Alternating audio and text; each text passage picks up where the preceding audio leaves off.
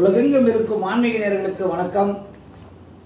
நம்ம வருகிற ராகு கேது பயிற்சி விசுவாவசு வருடம் சித்திரை மாதம் 13ஆம் தேதி 26/4/2025 அன்று மீன ராசியிலிருந்து கும்ப ராசிக்கு ராகு பகவானும், கன்னி ராசியிலிருந்து சிம்ம ராசிக்கு கேது பகவானும் பெயர்ச்செடுகிறார். இதில் கன்னிராசினியர்களே, கருணை உள்ளம் கொண்ட கன்னிராசினியர்களே, உங்களுக்கு ராகு கேது பேச்சியில் உங்களுக்கு ராகு பகவான் 6ஆம் இடத்திற்கு வருகிறார், கேது பகவான் 12ஆம் இடத்திற்கு வருகிறார். 6ஆம் இடம் ரணரோகஸ்தானம், லாபத்தை அள்ளி கொடுக்கக்கூடிய ராகு பகவான். கேது பகவான் சுப விரயங்களை கொடுக்கக்கூடியவராக அமைகிறார். நிலம், வீடு, வாகன யோகங்கள் உண்டு, சுப செலவுகள் ஏற்படும்.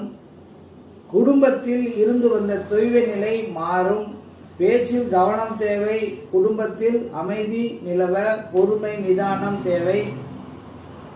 படப்படப்படன்னு பேசிடக்கூடாது. எடுத்தோம் கவுத்தலும் எந்த முடிவுமே எடுத்துடக்கூடாது. தொழில் வியாபாரமா இருக்கட்டும், ஒரு திருமண காரிய சுப நிகழ்ச்சிகளாக இருக்கட்டும், எவ்வித செயல்பாடுகளுக்கும் தீர யோசித்து மனதை தெளிவான நிலையில் வைத்து சரியான முடிவெடுத்தால் மட்டுமே வெற்றி பெற முடியும்.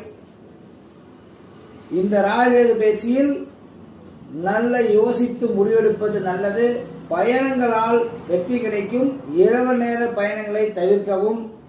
தூக்கம் கெடுவீங்க, தூக்கமே வராது உங்களுக்கு. தயவு செஞ்சு நல்லா தூங்குங்க, மனசை நிம்மதியா வச்சுக்கோங்க.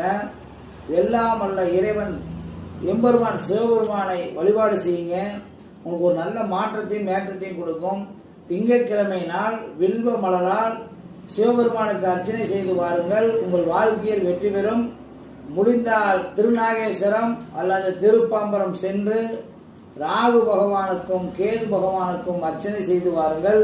வாழ்க்கையில் வளமும் நலமும் பெற்று நீடூடி வாழ்வீர்கள். நன்றி, வணக்கம்.